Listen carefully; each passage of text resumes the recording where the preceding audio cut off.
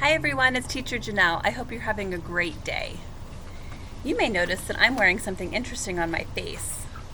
These are called safety goggles, and I'm wearing them because on today's video, I'd like to use some tools. And it's important that when you use tools that you put on a pair of safety goggles to keep your eyes safe. If you look here, does anybody see a tool that they recognize? I'm sure you said quite a few tools. This one is in front, and it's called a hammer. Yeah. The next tool I have here is called a saw. Yep. And the last tool I have here is called a brush. This is a foam brush. You might have also seen a paintbrush or used a paintbrush before, but this is a foam brush. The reason I have these tools out here is that we're going to read a story today about people that use tools to build something.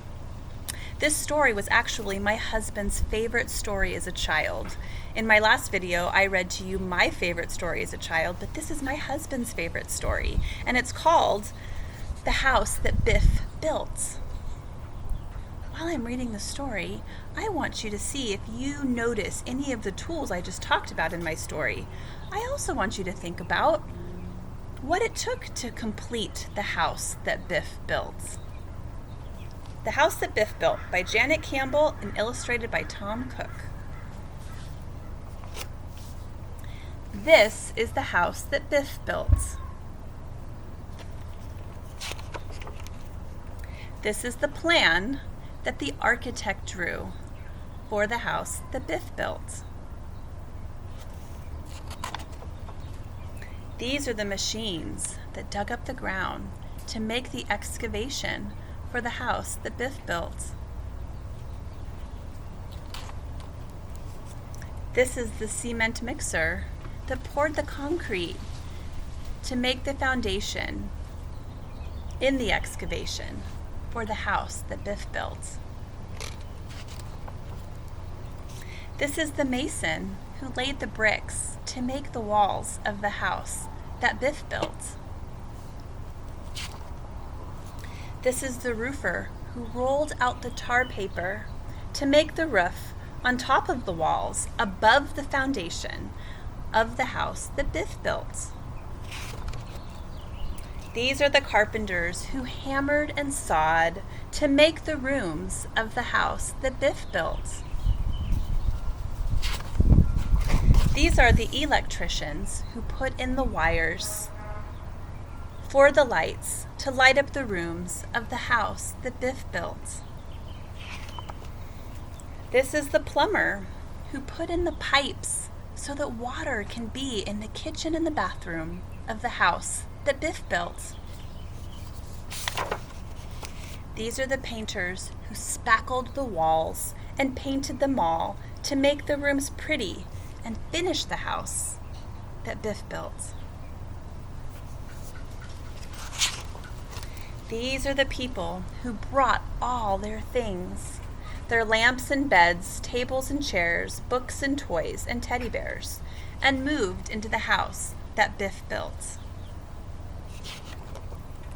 And this is the party they had that night for the architect, the mason, the carpenters, the electricians, the plumbers, the painters, and all of the workers who worked so hard on the house that Biff built. It's the end of my story. The question I had for you was, what did it take to complete a house? Did Biff do it all by himself? When I read the story, I noticed that there were a lot of different people with a lot of different gifts and skills that worked really hard together to make the house. The electricians needed the plumbers. They needed the painters. They needed the carpenters. They needed the cement layers. They needed the excavators in order to complete the house. This is such a wonderful story about teamwork, that when we work together, we can do really, really incredible things. Before I go today, I wanted to have some fun with some of the tools that I have out here. as you can see, I have my safety goggles on because it is so important to make sure that you wear safety goggles when you use tools. It's also very important to always ask a grown-up if you would like to use tools. Today I have a piece of wood that was left over from a project that one of my boys did with their dad. And I'm going to use that today to have some fun. The first tool that I mentioned was the hammer. Yeah. I want you to think about what this sounds like when I use the hammer and I hit the nail into the wood. Ready? Here we go.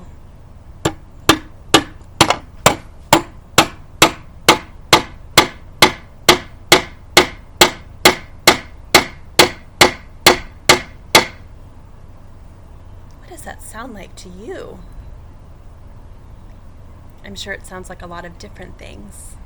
I wonder if we could use a song about the hammer. This is the way I hit the nail, hit the nail, hit the nail. This is the way I hit the nail with my hammer. Another way to do it would be, this is the way I nail the wood, nail the wood, nail the wood. This is the way I nail the wood with my hammer.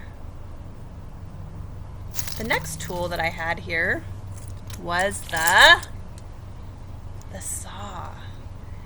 I wonder if it's going to make the same sound as the hammer or a different sound. I need you to listen really, really carefully and let me know. Okay, here we go.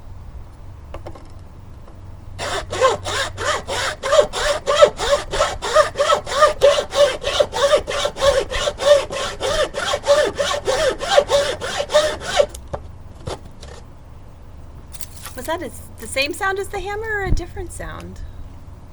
I heard a different sound. And I'll show you on my wood what I did. I made a nice groove right here in the middle of my wood. I wonder if we could sing our same song with the saw. Here it goes. This is the way I saw the wood, saw the wood, saw the wood. This is the way I saw the wood with my saw. The last tool that I talked about was the brush. I have in front of me here a big, big jar of paint that we actually used to paint the chicken coop, which is behind me, where our school chickens are living.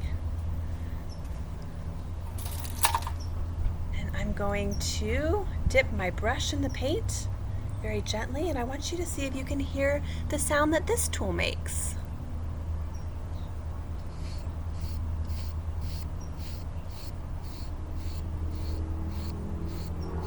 It's a much softer sound than the hammer or the saw. I wonder if we could sing our song about the paintbrush. This is the way I paint the wood, paint the wood, paint the wood. This is the way I paint the wood with my brush.